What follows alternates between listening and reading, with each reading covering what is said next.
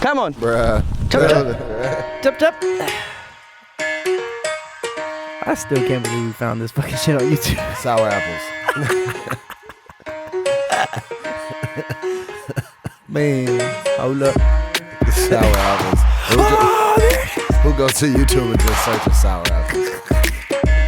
We We're gonna expose the Breakfast Club one too. Shit, that shit was on there too.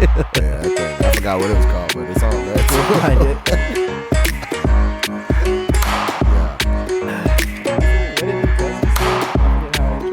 Yeah, I think you did something like that. We haven't done this in a while. Just wing it. Yo, what it do, cousins? Welcome to the village, man. It's your boy Benny Hunters. I'm with, as always, my brother. The funk is real. We in this bitch. Yo, happy fucking New Year, man. We made it to 2020, dog. Yes, sir. January 1st, 2020. Cheers to that shit, man. Cheers, bro. I don't drink anymore, so I'm cheering Gatorade. And I got water. Good old-fashioned shit. Boy, that boy, I'm telling you, man, he had too much old age whiskey. This man passing gas done filled up the whole studio. Me and AMX. Hey, bro. It's rough out here, dog. I'm sorry, man. You know, I'm the one who usually don't drink that much. So, my man crop dusted the whole studio. Hey, man, we aired it out. It's all good. The guy had his head down with his hoodie out. Damn. I'll hang my head in shame like a bitch. You know what I'm saying? But it's New Year. It happened, bro. New Year's, man. 2020, bro. Who would have thought? The decade of the diaspora. We claiming that right now, bro. I like the term. You like that? The decade of the diaspora. Yeah, man. Something we've been working on, you know, back home when I was back there, you know, almost living there. Ain't you about to go back? I fly back tomorrow. I swear. Okay, guys. It was nice knowing Benny, man. He said, we won't see this guy for another like 6 months. No, man. I'm coming back. I actually got stuff to come back and do, so I can't stay too long. I'll be back. I'll be there in less than 2 weeks this time. Yeah.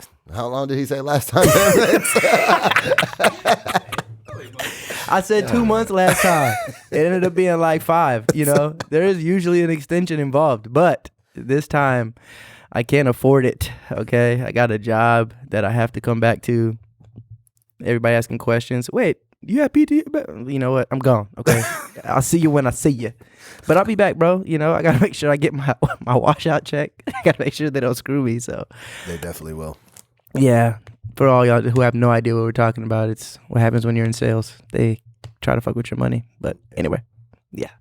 But yeah, man, 2020, January 1st, 2020, live, Links Lab Studio. Shout out to my brother AMX. Yes, sir. We're making things happen, man. Fuck them, all the things we talked about in 2019, all the hacks, all that other shit. That shit's over with. We're back. We find a way to make do. Make things a little more consistent. Of course, we're going to be pumping out audio every time, and then, you know, you'll get video and see our pretty faces when we're ready to do that shit. I know us being sex symbols out here in the streets, man. Y'all gonna miss these faces, but we still here. Yeah, we here, man. And, you know, you can always follow us on Instagram at Benny Hundreds, at The Funk Is Real, at Professor AMX if you want to see us and see our beautiful smiles. Yeah, pull up, follow, DM. Well, don't DM me. My girl mad at me, okay? Because I got too many DMs going on. Fuck it. It's all, hey, bro. 2020, I'm putting it out there, bro. She almost left me over some DMs, bro. And them DMs weren't even serious, dog. It was just like, come on, man. So, don't. If you DM me, I'm deleting that shit. I don't care. Don't DM Benny Hunters no more. Just put it in my comments, man. Just let it be out there. That way I ain't got to add bullshit or nothing. Look, fuck it. It's there. I like it and everything. Shit. Just don't DM me no more. Niggas waking up looking over. Shocked faces all in your phone. Bro, that's the worst shit in the world I've ever experienced, bro. But yeah, man, 2020, man, it's the decade to make it happen. We ain't kids no more. So much shit went down in the last decade, bro. We could talk about 2019, of course, but shit, 2010s in general, bro. Like, everything that we know and we live with this time in life pretty much came about 2010s, you know what I'm saying? Like, or at least exploded in the 2010s. Social media, smartphones, fucking everything that controls our life now was in the 2010s. So I'm very interested to see what the hell comes with 2020s and past. It's going to be an interesting decade because a lot of, like you said, man, from this previous decade, everything that decade is going to shape a lot of what's about to happen right now. Yeah. You know? Yeah, absolutely. It's just spilling over. Yeah, I mean, we had Obama. Obviously, he was elected 08, but his term, the majority of it was in the 2010s. And then we got Trump. Hot damn, Bobby. This shit, so 2010s really shook up the entire country, and I would say the world, to be honest, because now we don't know what the fuck is next. A lot has happened in this time period. Yeah, a lot. What's been the most interesting thing to you, if not the one thing? Some things. I guess you could say some historical moments. You brought up Trump impeachment. That's one that's real fresh on our minds right now. That's still going on. They could make sure they got that out. They ended the 2010s with that shit. That was a resolution. That was a 2019 resolution for them. They said, we're gonna end this decade with an impeachment. Yeah, facts. They did. To their credit, they pulled it off. I don't know how much is going to stand. I actually don't think they're even going to try to go forward with the Senate hearing to actually go forward with. I think the whole thing is just to hold it over his head so he can be paranoid for the rest of his term and then go into the next election with the articles of impeachment just hanging over his head. Most people don't even know what the fuck that means. But I don't know if you've seen Trump's latest interview. They brought that up and he looked dead in the camera. And at the reporter said, "What elections?" And that sounds so familiar. He's like, "What elections?" He said, "What impeachment?" So I kept going. He said, "I don't know what you're talking about." Yeah, bro. So that's cool. That's fucking actually crazy. But we lived through 2 impeachments now. Like we have 2 in our lifetime. Clinton was impeached. Oh yeah. Too. Well, for some of our listeners, they didn't live through it. Oh yeah, I forgot we got so many youngsters. Think about it. There's people who are about to turn 20. There's people about to turn 20 today. I forgot. Shout out to all the immigrants and Habeshas with the January 1st birthdays today. It's your birthday. It's your birthday. Happy birthday, mom. Happy birthday, uncles, aunties, cousins, the whole village, man. All of y'all. Real talk. My Facebook's how you get the Facebook notifications for the birthdays? Yeah. It said, you have 25 Facebook friends' birthdays today. I said, God damn. Not a single American name in that list. It was all...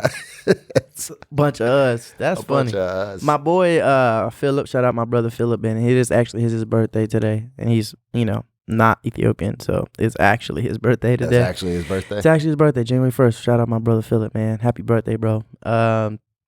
But yeah, man, 2020, bro. I don't even, there was a point 20 years ago where we didn't think the world was going to continue. Y2K and all that shit. And then crash. Yep, and then 2012, we thought the whole Mayan calendar thing. Do you remember that? Oh, yeah, the end of the world. Mm-hmm. Was supposed to happen. And here we are with Trump. Joke's on you, we're still alive. Yes, sir. The world, what? What the fuck? Damn, and we're in a so I don't know if you heard AMX because I don't know what the hell he's on right now. He said, what if the world did end? And this is just a whole different spectrum. And now I'm confusion. Yeah, facts. I'm confused. Wait, ain't it about to be 2012 in Ethiopia? What? Ooh. What if that shit. calendar is actually in line with the Mayan calendar? What? I'm mind blown right now. If y'all had cameras, you would really see the fucking So Raven look on my face. I'm really like, shit. September 11th, 2020 will be the first of 2012 in Ethiopia, right? Isn't it 8 years or is it 7? Is it not 2012 now? Is it? Yeah, it would have been 2019. Oh, is it? All right. Well, fuck. There goes that theory. Yeah, I didn't know if we were 7 or 8 years off. I can't keep up, man. Shit. I don't live there. So you're traveling. You're going back to the future. What? Who, me? Yeah. So that technically, you're going back to the future if you're going to a different calendar. Yeah. I mean, even when I get there, I'll be in the future. What? As soon as I land, I'm in the future. Hell yeah. I'll be there tomorrow. The future. Yeah, facts. And then when I come here, I'm traveling back in time. See, we already thinking 2021 ahead over here. Y'all still in 2020. Catch up. The village is light years ahead. You know Facts. What I'm saying? Real shit. We're in 2030. We aliens.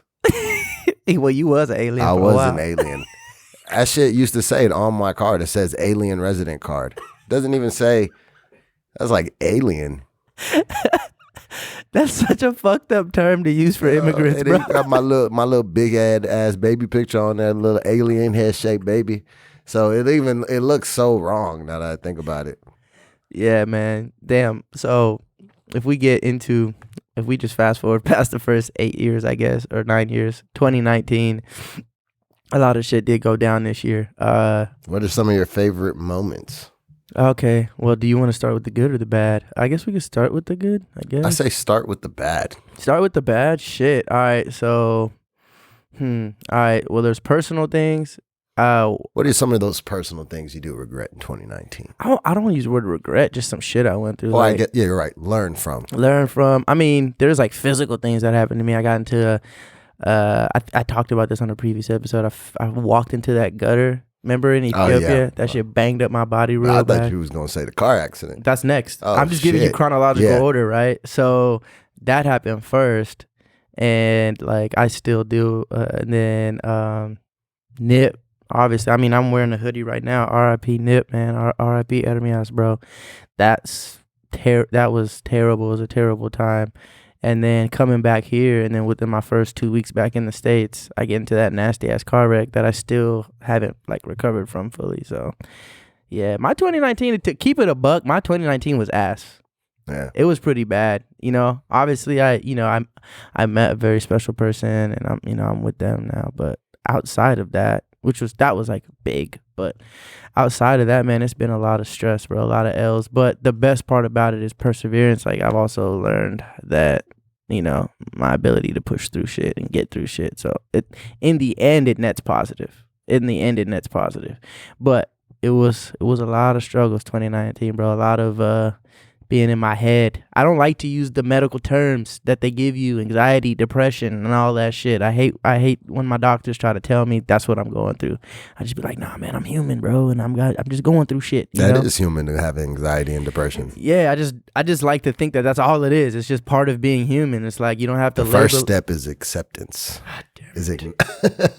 right, I guess, man. I was going through some shit, man. I've done the AA meetings.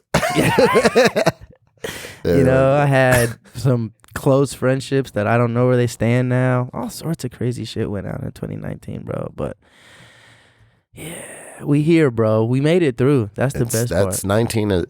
Every year is somewhat like, it's like trekking a mountain, right? It's like a hike. Mm-hmm. You're gonna have your peaks. You're gonna have your lows. Mm-hmm. It's just all about where you end it. You know what I mean? Do you end it at the top or do you end it at the bottom? Man, I ended this year quite literally, with people I love, with my godson. Well, he was asleep by the stroke of midnight, but with his parents, with Marcella, Desiree, with loved ones. Yeah, Christmas, I was with family. New Year's, I was with family, around people I love. So that, to me, it always brings life full circle. It's like, I fucking personally, right, I don't want to get too much into me, but like just learned so much of what doesn't matter in 2019. The social media shit, even though it's ingrained in what we do. That shit don't really matter. Like trying to do things and prove things to other people, shit don't matter, bro. It's like that internal happiness is like really what I'm after now. We ain't getting no younger either, bro. So I can't just. That's matter of fact, that's literally my whole 2010s. Like it came full circle. The last quarter of this year was just like boom, that light went off. Like, bro, I've spent this whole decade doing a lot of dope shit, but for what? Like, if I wasn't happy with it, what good? If I wasn't happy at the end of it, what good was it? If it was just based off of other people and like perception and status and all that, then it really didn't serve the real purpose. So being invigorated with purpose is how I would define 2020s and beyond. So like I said, net positive, all learning. All right, that's good. It was a positive. Yeah, I mean that's really our job as people, as self, to look in the mirror, take whatever L's and turn them from losses to lessons, right? I mean, that's the idea, because if not, you get sunk, you fucking Titanic, you just start sinking, and I ain't trying to sink, bro. I'm trying to swim, and then I'm trying to fly. You know what I'm saying? Like, how they say sink or swim? It's like, motherfucker, I don't want to be swimming either. I'm trying to get out the water. You know what I'm saying? No, I don't mind swimming. Nah, I like getting in the water. Oh boy, yeah, I mean, I like that. No too. pun intended. That All pun intended. at least metaphor intended, right? All right. Well, Yeah, okay. man. What's up with you though? How did your decade end? How would you know what I'm saying? Your year. It was cool. You know, the way you start the year and how you ended it. Always, there's always like highs and lows within it. Mm-hmm. The beginning of it, I got to start traveling the world. I finally got to leave America. Facts. Got your passport. So, I started off international funk. That's what they was calling me when I pull up to the airport. They'd greet me. Mr. International Funk. Mr. International Funk, hi, I am your Uber. And they would lay me, like I was in Hawaii every fucking time. But they would, so that was really dope. Then started working again. That was cool. And then, just ended up pretty well. So I can't complain about how the year ended or started.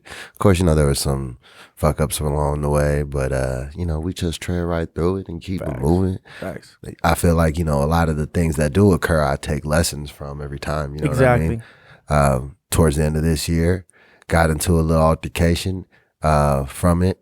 You kind of take one thing and you kind of move forward from it. So more so how you move and how you kind of perceive things. Mm-hmm. And then another thing I guess stopped is drinking. Word. So for everybody who's ever been listening or watching us, they know I be in this bitch turned. Yeah. Sometimes, facts. you know what I'm saying? We be in here taking shots, mimosa gang, the whole nine, you know how we get down. But since I've stopped, the biggest thing is like when you go out, the challenge of when you are drinking and everything, or not drinking anymore, is how do you enjoy the turn up without having to drink? Yeah. Like, can you just naturally be in a good mood and vibe out, even though everybody around you is drunk, taking shots or whatever? What do you do?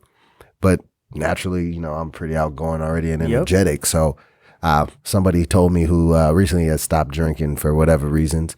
Whether it's, I know the reasons, but it's not my business to put it out there. Mm-hmm. But he said, it's, what did he tell me? He said, it's not, you don't need the alcohol. The alcohol needs you. And I was like, damn, that's deep as fuck. That's poetic as shit. Poetic as shit, dog. You know what I'm saying? Like, yeah. and type shit. I was like, all right, bro, I'm gonna put that on my wall so I know every day I wake up looking at it like I'm like I'm not an alcoholic or anything, but now I don't even have the urge. Honestly, it makes me nauseous. Like the smell of liquor kind of makes me nauseous. I can kind of stomach wines and champagne, but liquor, I can't do it.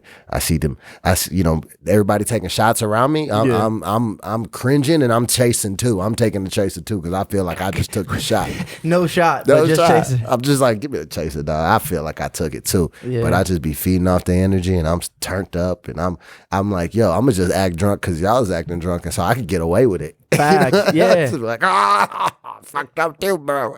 Yeah. That's always, I feel you. Me personally, like not really ever been, I mean, this, not super drinking at all. It's never really been my thing. It's always been easier. But my only thing about turning up is just that self-consciousness, right? But then when everybody's drunk, it's like, oh, well, hell, there's nothing to be self-conscious about. Like, they're not even going to remember this shit. Nah. I'm about to do some stupid shit. Yeah, I'm finna cut up for real. I've been waiting for this. You know what I'm saying? So dance my ass off. Real talk, man. I done strained my back trying to dance. I don't know what I did. I jigged wrong. Oh, last night? What? I pulled my back muscle. Man, speaking of just dancing and shit, that's what I kind of miss, just being able to just be free. You know what they talk about when you get older, like you become more trapped, like in your own mind, right? I think Pac was talking about that. Like the older you get, the more you start to, like, for lack of a better term, think too much. You know what I'm saying?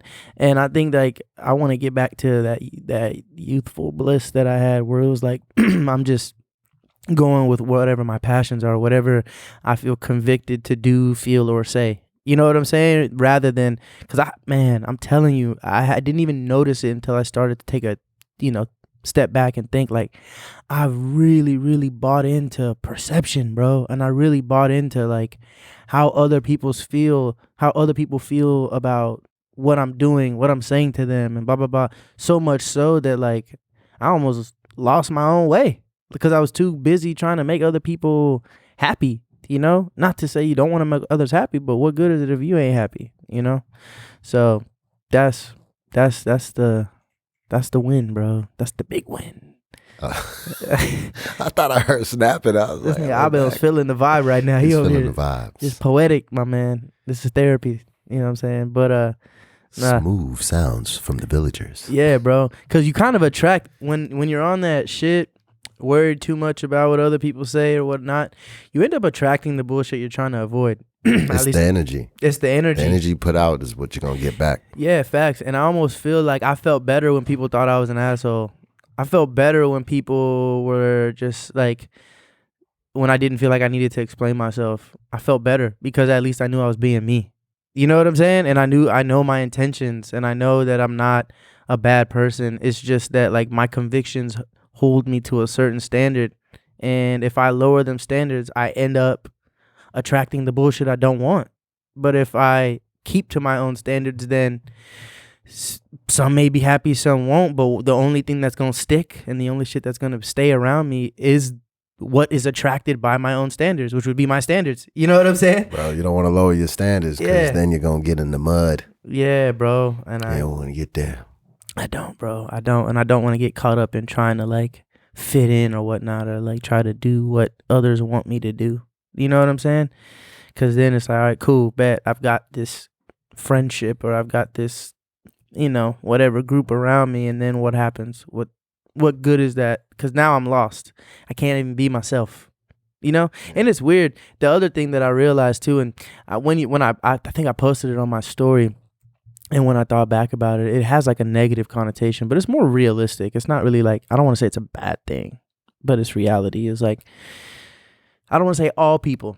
You're going to have family. You're going to have, you know, I guess people who are, because some people say nobody's going to love, there is no such thing as unconditional love other than the love of your mother. I don't believe that shit, to be honest, because there's people who I love throughout a lot of bullshit. You know what I'm saying? Like a lot shit. I done been through shit with us. You know what I'm saying? And it's don't make a difference to me. Like I'm going to ride it through because I'm loyal.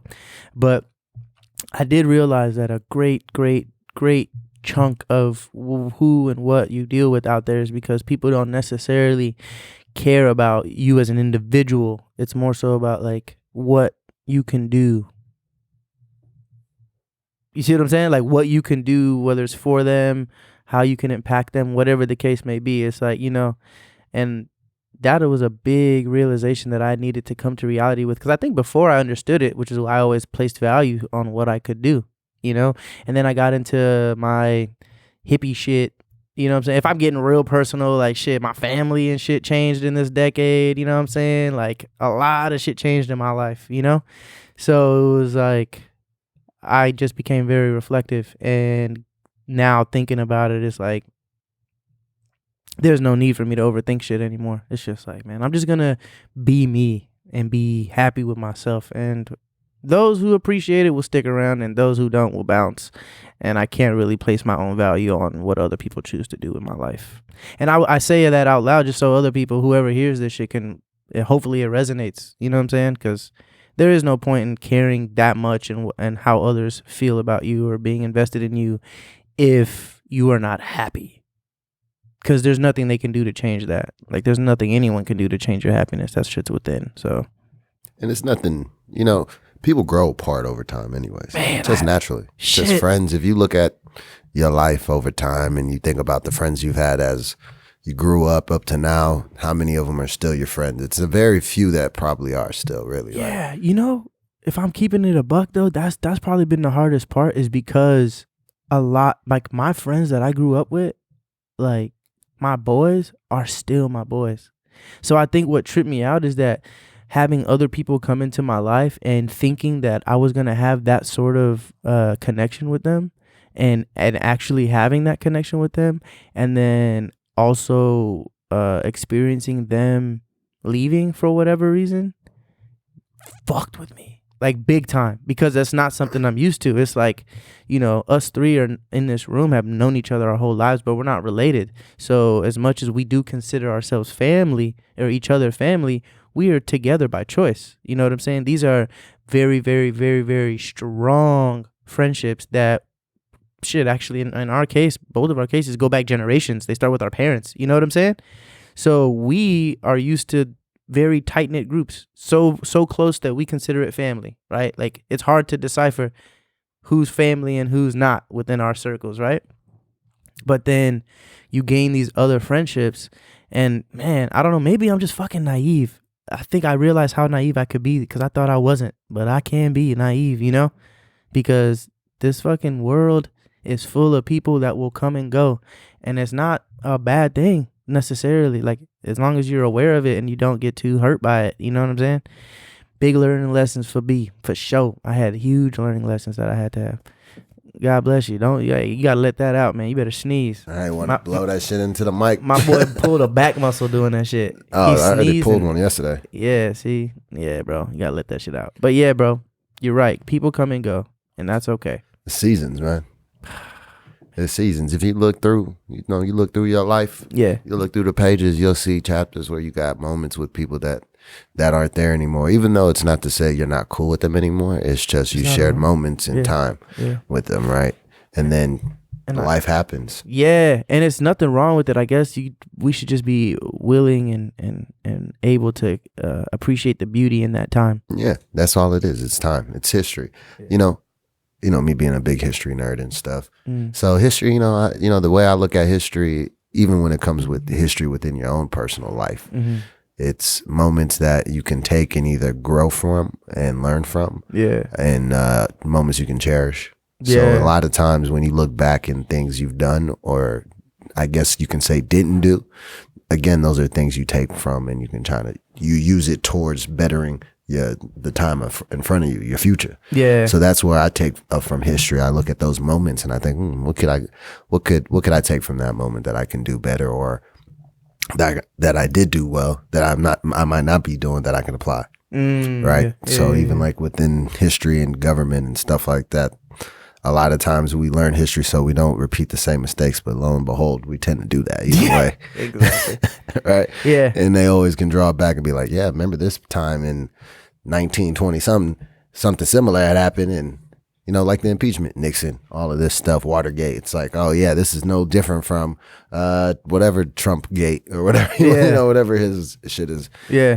So it's not too different. At least Nixon was aware enough to resign before it got to the Senate hearing. You know what I'm saying? Like, he knew what was coming. Whereas Trump, and as much as he's a cocky son of a bitch, man. I mean, to be honest though, bro, I think that like he knows that at the end of the day, he's got enough people behind him that it's not like we're not going to be able to just knock him off his horse. You know what I'm saying? Like, and I think that that's the problem with the quote unquote left, in my opinion, is that they're not willing to grasp the fact that there is a legitimate following. Like, it's not, you can talk about Russia and collusion and all that shit. I mean, they did do the social media campaigns. It was beneficial enough to get us to have our infighting. But guess what? Like, at the end of the day, them votes that were casted were real votes. Yeah. You know what I'm saying? Like, those people actually went out there and voted him in office. It's a lot of people who support him. Exactly. And so all this trying to delegitimize him, or if I don't know if that's the real word or how you say it, but it's not, it's almost deaf. Like, they're tone deaf. They're not realizing that that's the following that he has and the message that he's, spews out. It is resonating with enough people that he is going to be reelected again. And y'all worried about the wrong shit.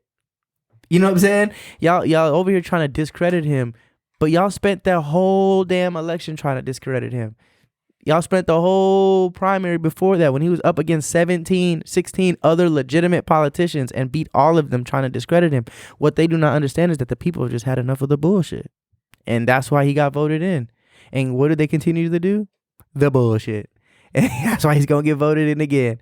And I feel like it's gonna take like a true outsider, like an Andrew Yang or some hippie motherfucker like Cory Booker, somebody who's coming with like a totally different perspective that is not political at all.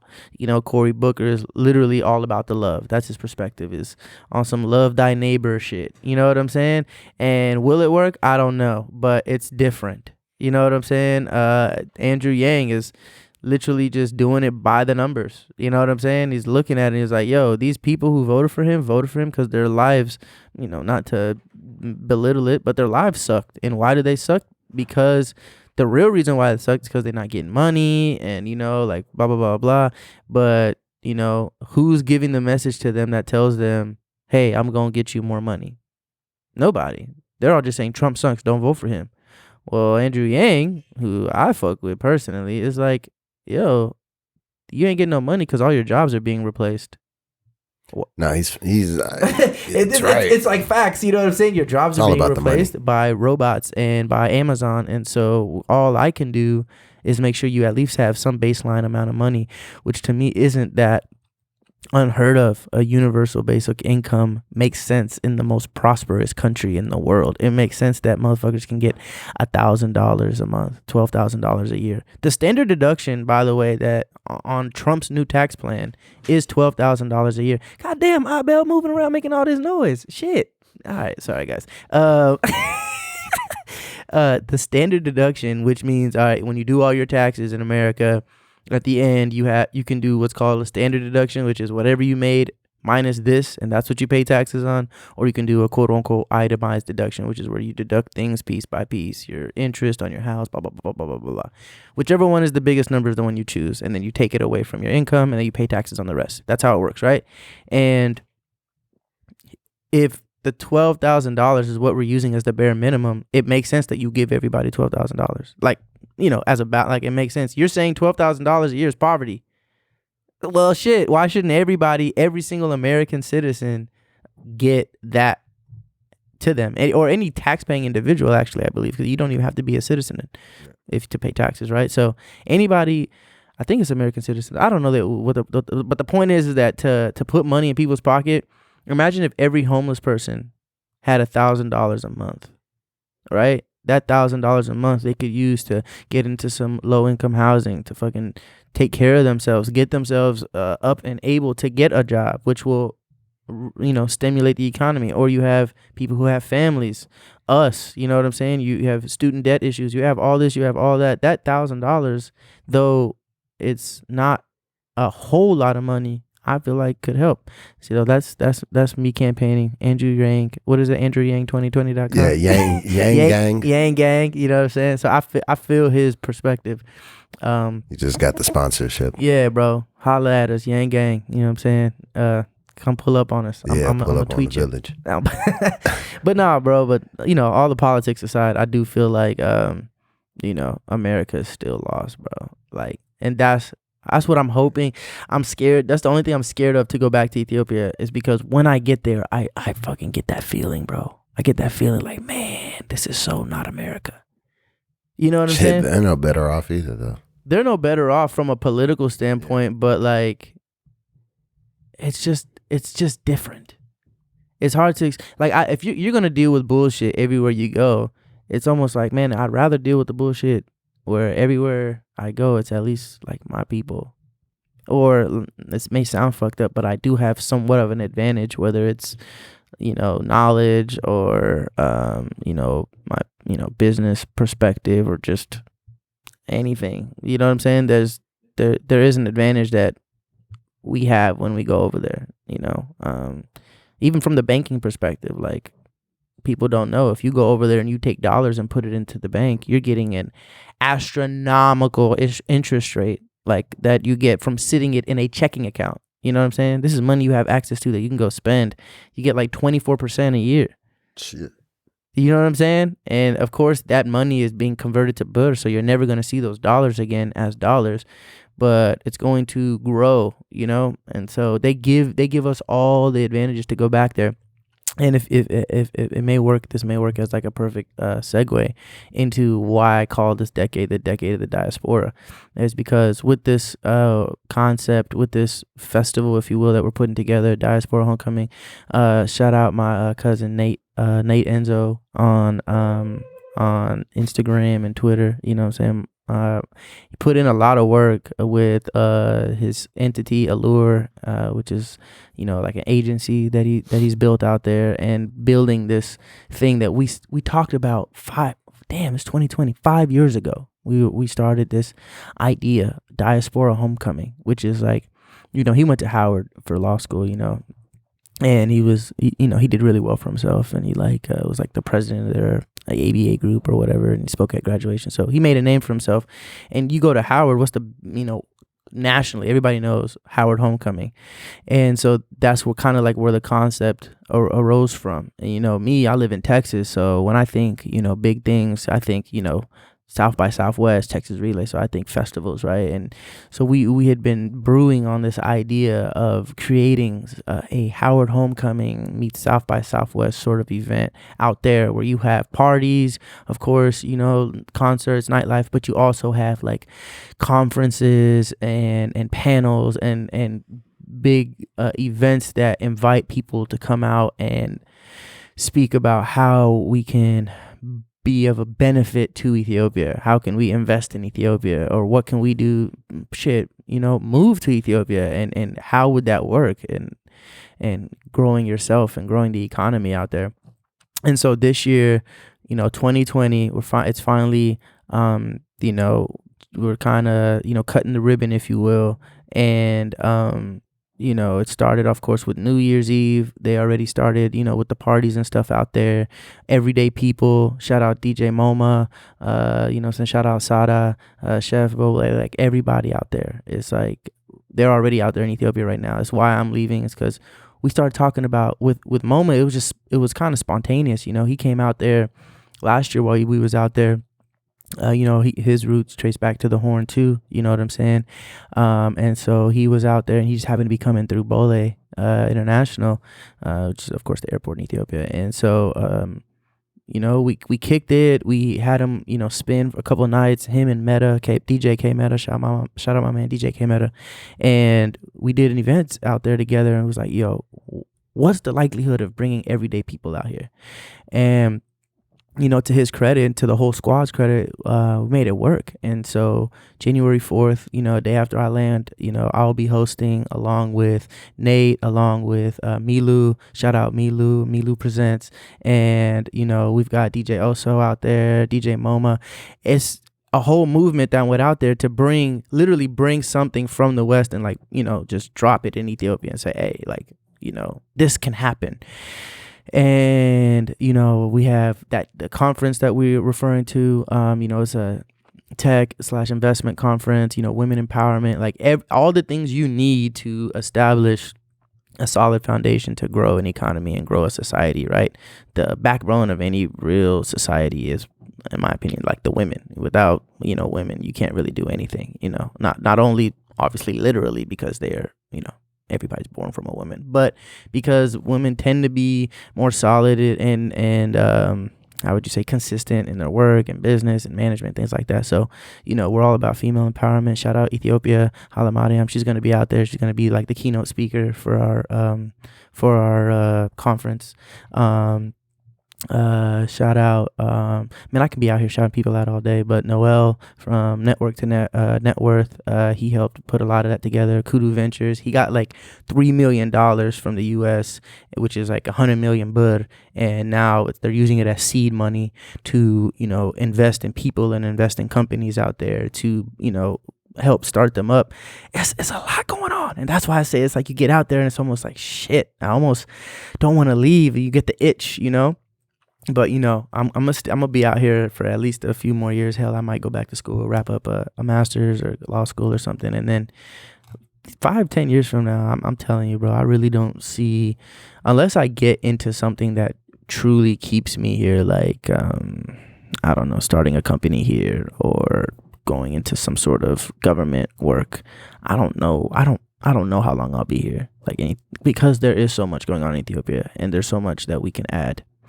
So I encourage anybody who's listening, even if you're not Ethiopian, I encourage you to take a trip, man. Go back to the motherland. Come stop in Addis, but go wherever you feel like your roots are laid, and go check it out, man. Even Ghana's doing big things, bro. Yeah, a lot of people are there right now. What? Yeah, they honestly, they're ahead of everyone. They figured it out. They were like, yo, fuck all this idea that cause let's be real, Africans got a weird connotation when it comes to African Americans, right? For whatever reason, you know what I'm saying? They watch TV and the media, just as much as we do, and all the bullshit and all the negative perceptions we have here, people have everywhere around the world. I mean, because it's all propaganda, right? But Ghana was, I feel like, ahead of everyone, where they were like, nah, fuck that shit. You still African. You know what I'm saying? They got tax incentives for people to go out there. They're giving citizenship. You know what I'm saying? They don't give a shit. They're inviting everybody who has any sort of roots to slavery or whatnot. Yo, come to Ghana. Come, build a business out here. Come build a home out here. Come grow out here. And I feel like that needs to be. Even when I talk about getting back to some of my more edgy perspectives, it's before I even read up, and I really feel like I want to do a lot more reading on Marcus Garvey. I didn't even know that his whole messaging. It's Pan-Africanism. Right? It's where it's in my soul, bro. How Dot feels like he got Pac in him. I feel like the more research and the more I read up on Garvey, that's how he thinks is how I feel, which is yo, this place, as great as America is, its essence is not for us, bro. It's not. You know what I'm saying? And if I was to ever run for office or about something, it would be kind of hard for me to kind of walk this back, right? But at the end of the day, I feel like as it currently stands, but most importantly, as it was created, this was not intended for us to be part of that American dream. We kind of, the Black resiliency, we forced our way in, and we said we want, integration, which may not have been the best thing for us, or we want, all these things because we want to feel like we're equal in this land. But the reality of the situation is we got a whole continent that everybody's been ripping off for hundreds of years, that we're actually from, that actually has the resources and actually has the opportunity for growth and actually has everything that you could possibly want. The beauty, everything is there. And I don't mean just beauty as in beauty in women. I mean the beauty of landscape, the beauty of culture. You know what I'm saying? Music, everything is there. So shit, what are we waiting for, man? Fuck, everybody, come on, rank. We headed out next week. Yeah, bro. 2020 and AMX. Let's go. The 2020s is the decade of the diaspora. I say it again. Take your ass to Africa. Go check it out. Go to a place where you wake up and look around and people look like you. You know what I'm saying? There is nothing like that. I'm standing by that, and I'm preaching that gospel as much as I can. Yes, sir. That's my 2020 resolution. Shit. I think that's a good way to bring in the new decade in the new year. Yeah, bro. That's a good resolution. So I think we know the episode name of this one. What did you say? Decade Diaspora? Decade of the Diaspora. Decade of the Diaspora. Yes, sir. Diaspora Homecoming. Let's go. There it is. From the motherfucking villagers. Yeah, bro. But I'm going to get off my high horse, bro. Nah, man, I think that's a good point right there. And, as we close it off with those New Year's resolutions, we know moving into 2020, I guess from a villager's resolution, mm-hmm. I guess we just gonna come back harder. And whenever he gets back from Africa, bro, I'm telling you, give me 2 weeks, bro. Just give me 2 weeks. I mean, I can't afford y'all want to know my personal business shit. I am paying for fucking tuition right now. Okay, I cannot afford to not be here. What you mean? I'm stepping in. Come on, man. It's now February 1st. It's not February 1st. Nah, bro. It's episode 5 since I've been here. Nah, man. I'll be back, man. I'm gonna be back. I gotta be back. Okay, but that's how we incentivize it. You gonna let this nigga take your spot? Nah, man. I, you're more than welcome to join the cast, Abel. He says, "Hi, I'm Professor Hundreds." What it do, cousins? What it do, cousins? Yeah. It's Professor Hundreds. No, man, for real. I'll be back, man. Shit, stop making me feel crazy, bro. The most I'll extend is past them cuts, okay? All right, I'm not gonna do that. I'm gonna be back. My flight is back. Good is like the 20th, by the way, folks. That's, So that's another week. It would be one more week, and that's just because I'm there, so I might as well. Oh, yeah, my bad. It's a week and a half at least. Nah. My current flight back, I think, is the 13th, so I'll be back the 4th. First of all, you heard that, right? Oh, I think. Come Come on, I'm just saying. Tentative. I booked whatever was the cheapest one, bro. I was like, I got to get past the 12th. That's the last event we have. Even if I got to sleepwalk to the airport. Plot twist, it was one way. No, man, I got to get We're back. going to be doing satellite episodes. Coming to you live from Addis Ababa, many hundreds. We can't even get video down. We're going to do satellite? Come on, bro. Wait for like a 6-second delay. There he is. Like on see like when they be doing those CNN split screens, you just be sitting there like yeah, Funk. Yes. It's great out here. It's been amazing. Yeah, the Diaspora homecoming. Yeah, man. We're going to be Back to you. Back to you, man. Oh, yeah. And if I am going to shout out somebody else who I forgot to shout out, Nebiu Kasu, man. Shout out my boy, my brother. I am Nebiu. He spelled his name interesting. Nebiu. Nebyu. I am Nebiu, man. Spell it like it sounds. He helped put together the Everyday People. I mean, he's really spearheaded that shit. Everyday People. Like, he was the one who was running the club that had a spin MoMA, did a lot of the background negotiating, did everything. So shout out to Nebiu. We had another Nebiu just walk in during the podcast. Hey, how are you? But yeah, man, it is it's love, man. I'm really fucking excited, bro. That's how we're gonna close it off then, man. Yeah? We're gonna close it off this way, sending you on to Africa. Okay. Yeah, I gotta get home and pack and shit. Yeah, I was about to say. I bought my ticket 2 days ago. I'm not gonna lie, bro. To say, you gotta drive to Houston. I gotta get down there, man. Caleb is waiting for me. Shout out Caleb Mack, my cousin, man. He's gonna host me for a night, and then I'm out. I'm flying out, and I leave tomorrow afternoon. So, well, on behalf of the rest of the village, safe travels. I appreciate you, brother. Don't bring back another African looking ass. I'm just kidding. I don't know if I'm allowed to do that.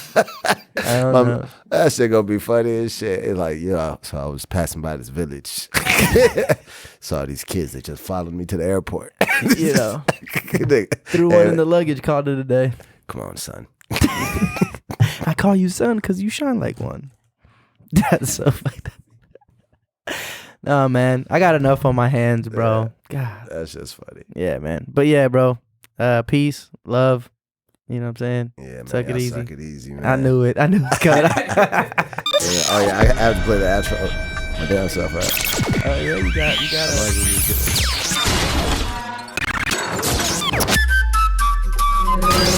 it. The villagers.